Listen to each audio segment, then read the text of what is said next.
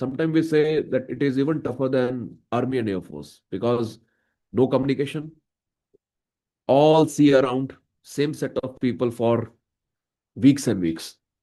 So there were certain strategies which helped us uh, learn how to tackle the things and understand in services, the leaders are made, they are not born.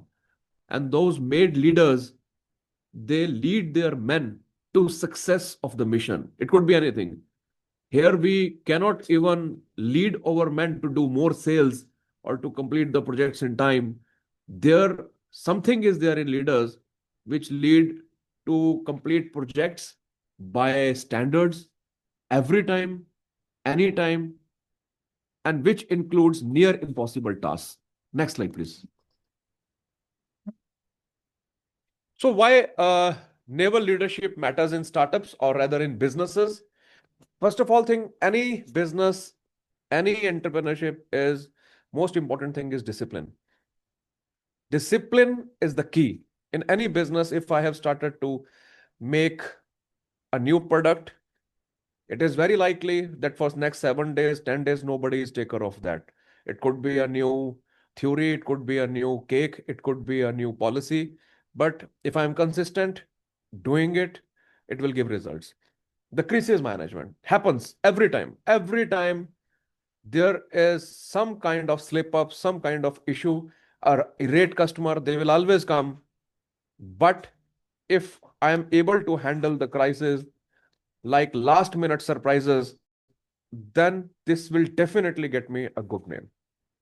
Strategic thinking. This is something which we learned and we are now applying, that we decide what is my total outcome.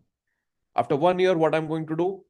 I guess Saloni ma'am also took a lecture on that one day, that we have to decide what I'm going to achieve by 2027. What would be for next 6 months, what would be for this quarter, and what will be for that month. So all my actions, anything, even going to office early or staying up late or coming early or going late, anything and everything aligns with that. The next is team cohesion. This is a very, very important part which is taught in military to very young leaders. When I say leaders, they are as young as 25 years old. The team, the success of any business is through their team. An individual can do few things, but not everything. So there is a team, and if team is aligned like monopoles in one direction, then success is guaranteed and it is not late. Then the learning culture, very important. In military, there are very frequent trainings. Every day starts with a 15 minutes training on any topic. It could be firefighting, it could be damage control, it could be swimming, anything. A training is important. In fact, the day starts with PT, physical training. So in our businesses, in our lives, the regular briefs, if we take morning meeting, weekend briefs, that what has happened, what we achieved, it regularly keeps us on track. We won't be able to get off track. Next slide. Now, the principles which the leaders should incorporate, all business leaders should incorporate in their businesses. One is honor, integrity. Whatever we do, whatever architectural design we make, whatever uh, sale we do in real estate, whatever garment we manufacture, there must be an integrity. This integrity may give us slow hiccups sometime. They may give us loss of face sometime, owning up something, owning up my mistake. But it goes long way in a successful career and building a big brand. Then the courage. I was told in my training in Naval Academy that courage is not fighting in front of enemy, in the face of enemy. Courage is owning your mistake. Courage is owning up and saying, yes, I did it wrong. So we take risk, but something goes wrong, we own it up. And then the commitment. This also we heard in one of our guest series.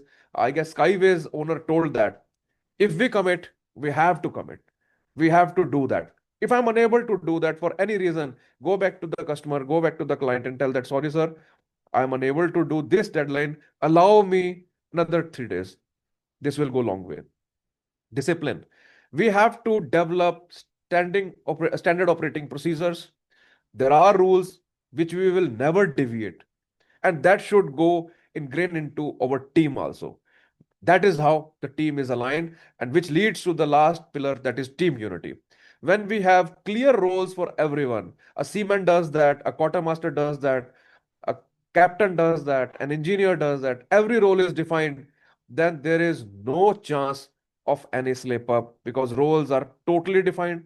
There are open communication. Anyone can reach anyone if things go wrong. Next slide. So now there are naval officers, there are naval sailors who did really, really good by only applying these principles. Understand, when people join Navy, they are just 12th pass if they are through NDA or through Naval Engineering College, or there are mere graduates. By spending 10 years, they when they come out, they become the best of the managers, and these are the founders. One Mr. Fubar, Manish Katela, founder of Fubar, who created a menswear brand. Dr. Ashwini Jakhad, who founded Prozo, which is a cloud supply chain. And finally, there is Mr. Shayak, who is founder of a AI company. That is how these principles, very small principles, those people who all their life were ingrained into a so-called government service, but they learned the principles which no B school teaches. Next, please. So the skills which we can transfer, like I already said, crisis management, it helps us very quick decision making. If there is some crisis, we immediately change the pitch, change the decision, change the strategy so that the uncertainty which has arisen could be managed. The strategic planning, clear goal setting, resource alignment, and long-term go-to-market roadmaps. Team leadership, build high trust among the teams. We have a team, we all depend on team. It could be my team, it could be cross department team, it could be cross business team, but that is how we work. And debriefs, the debriefs, that is the daily updates, that is staying in the loop. If I am a managing director or if I am an entrepreneur on the 7th grade, I need to understand what is going on the lowest of the ring. I may not be involved because that is the delegation which talks us, but I need to know where is the weak link in the chain. The SOPs and scalability, the checklist, they help us scale. They define that what would be the plan B when things go wrong, what could be the plan C if both A and B go wrong. And finally, the situational awareness. Whenever a naval officer enters into a room, he senses the depth of the room. He understands what is there, how I'm going to react, what is the crowd, what is the clientele, what is the atmosphere. So similarly, an entrepreneur will always understand what is going on in market. It will always help the pulse through Instagram, through online channels, through word of mouth, through peers. But yes, these things will help a business scale.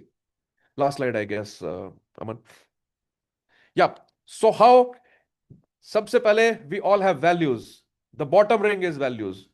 This is something which is called as sanskar. There is a honor.